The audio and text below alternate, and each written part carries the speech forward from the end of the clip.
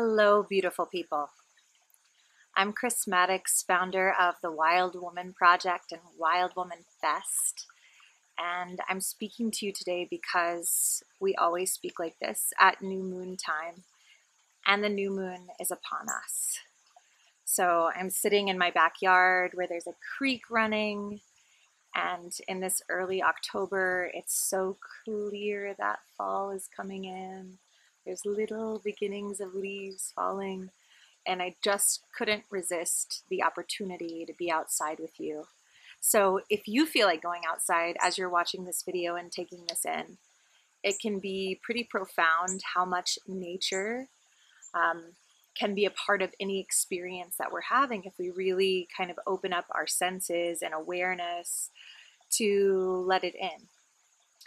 So if you want to take a moment to step outside and to get comfy or get a cup of tea, please do. And join me as we talk about this coming new moon. So I want to mention before we do that each year here at the Wild Woman Project, in the very early fall, we adopt a theme for the entire year. It carries us all the way through Wild Woman Fest in August. So this is that time. And our new theme that we are stepping into is called Tiny Revolutions. So tiny, small, doable. Revolutions, revolution is by definition, the action of a celestial body, like moving around in a circle. By definition, it is a change in paradigm or a change in the way of thinking about something. So our focus here at the project for the next year, all the way through Wild Woman Fest and the summer of 2019, we are going to be carrying this focus. I want to quote Dr. E here, Dr. Clarissa Pinkola Estes, who wrote Women Who Run with the Wolves. And she wrote a beautiful letter reaching out to people in, these kind of dark times where humanity is really facing so many challenges, and we're aware of them in a way that we haven't been in the past because of the advancement of technology. We're really inundated with really crisis after crisis after crisis. And a lot of us who have the desire to help and to be of service and to make a contribution can find ourselves disheartened, overwhelmed in this time, because it almost seems as though the changes needed are so enormous that how could we possibly chip away at it? And she gives a beautiful piece of advice. So she says, "My friends, do not lose heart. We were made for these times. I have heard from so many recently who are deeply and properly bewildered. They are concerned about the state of affairs in our world now. Ours is a time of almost daily astonishment and often righteous rage over the latest degradation of what matters most to civilized, visionary people." She goes on in this beautiful writing.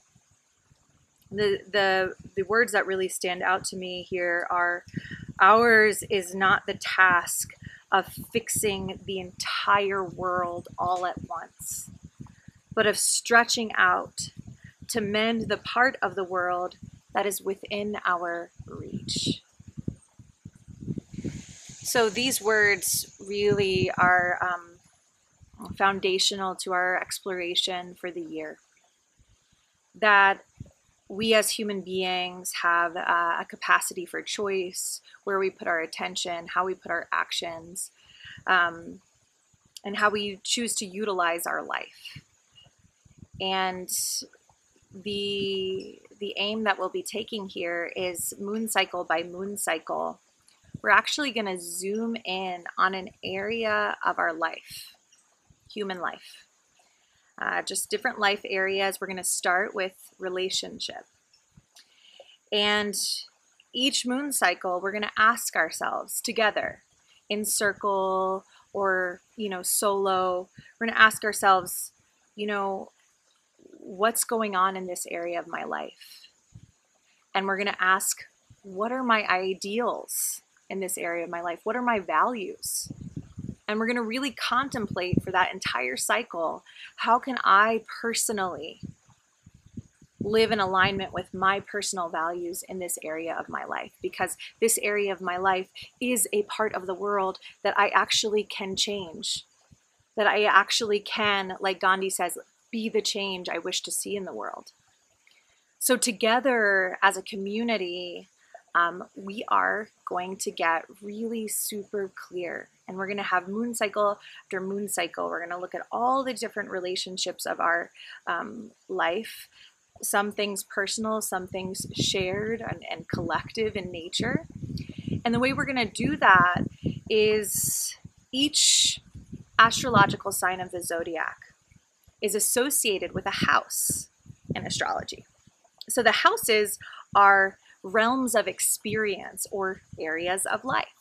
So we're going to start with this new moon in Libra on October 8th. And we're going to look at the 7th house, and inspired by the 7th house in astrology, which is really partnership. It's our closest relationships. So these are our closest one-on-one relationships. So that could be lovers, wives, husbands, partners in business, collaborators, something that you have like a one-on-one connection with, and then our best friends. Right. So these are these close one-on-one relationships. So this new moon in Libra, here at the Wild Woman Project, this is our theme. This is our focus, is how can we be the change we wish to see in the world in our closest personal relationships. So we're going to be looking at that through really visualization, self-inquiry, sharing, and that's what happens in circles. So there's no sense of there's one way to do this. Wild women do not resonate with one size fits all anything. But what we're inviting you to do is to ask yourself these deep questions and essentially kind of clean up your life. And not that you can't be messy. We are wild women after all. But we're going to make sure that we are super clear about what our values are. So for this cycle in relationships, like, what do we stand for? What are the most important qualities or values that we hold in these most intimate relationships? So that could be kindness, that could be mutual respect, that could be honesty, that could be loyalty. It could be any number of things only you know. So this is our exploration for the cycle, relationships. And our intention is to bring a sense of truth, our own personal truth and integrity. Your relationships, like your best friend relationship, isn't going to look like my best friend relationship. And you are not going to have the same kind of intimate relationship or partnership or marriage as your neighbor. And that's cool. We honor that. So we will, this moon cycle, create, a shift in consciousness, perhaps, in the way we're thinking about how we're showing up in relationship. So that by the end of this year, with this Tiny Revolutions series, we will have looked at so many dimensions or areas of our lives, and we will have received personal clarity on what's important to us and how we can align our actions and our being, with those values, so that we are really embodying our vision, our dream for the world. And another fun thing that we're going to be doing this year is we're going to start bringing in more of an awareness of the sacred masculine. So we have spent a lot of time within the realm of the Wild Woman Project with our focus on moon and moon cycles, on the divine feminine and the nature of the divine feminine and waking up the divine feminine. And that's really been happening in a beautiful and big way, both personally and collectively within our community, and certainly but beyond our community. The feminine is rising and waking. This year at the Wild Woman Project, we are going to alternate moon cycle by moon cycle, honoring the sacred masculine, honoring the divine feminine. We're going to go back and forth, masculine, feminine, masculine, feminine, masculine, feminine. And the idea is all about integration. That really there is such a beautiful quality, a wealth of qualities that the sacred masculine brings to our lives. So each of us, regardless of our gender, are carrying and moving, running the energy or the charge of both the masculine and the feminine. This year at the Wild Woman Project, we're really bringing in a focus on that dance, that one cannot exist without the other, that they can't exist in a bubble, that the state of the feminine is reflected in the state of the masculine and vice versa. So that as the divine feminine is healing in our consciousness, and largely through the experiences of women that we're seeing in the collective, right? So much healing and upheaval and coming out of some of the wounds that women have been enduring. That's really symbolic of the way the feminine has been treated in our culture for a very, very long time, thousands and thousands of years. So here we are, and a lot of us are in question and in this dance of, how do we now bring the sacred masculine in? How do we honor the sacred masculine? And in doing so, sort of symbolically honoring men. It's not that men are only masculine energy or that women are only feminine energy, but that they are really symbolic or attuned to those currents, right? And then those of our family here on earth who are finding themselves like not identifying necessarily with strictly one of them, are actually doing a really beautiful job embodying a balance of, the masculine and feminine dance. So we're seeing all sorts of expressions in all sorts of ways that the masculine and feminine are actually coming together. So it is our hope, our dream, our curiosity, if we shine some attention and some love on the sacred masculine, that is good for all of us.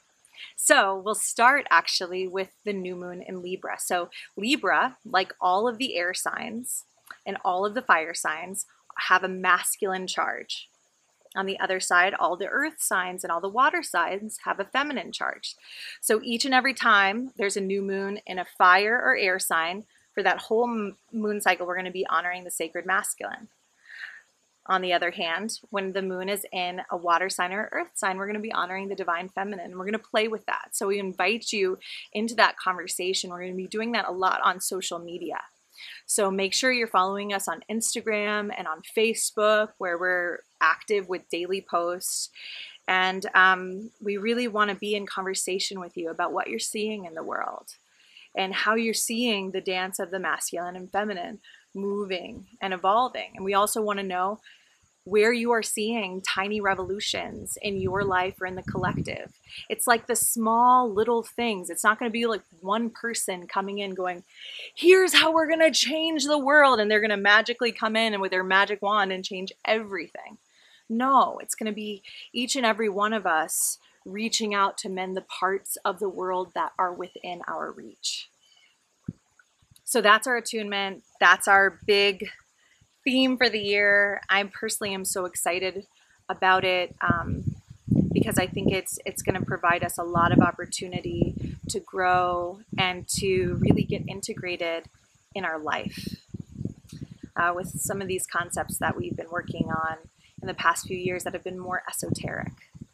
Here we are really bringing this change, awareness, consciousness into our daily breath by breath, moment by moment, mundane lives. How beautiful.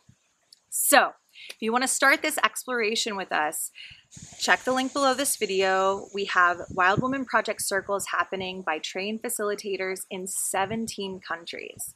So see if your city is listed there.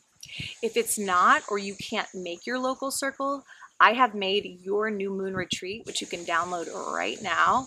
It's a meditation and a new moon magazine with contemplations and questions and intention setting tools. So I made that for you in case you weren't available to make a circle. So I strongly recommend that if you want to make your own little personal retreat at home. And I'll finally say that we have circle leader training coming up this fall. It starts on November 5th. As of this recording, we're over half full for that training.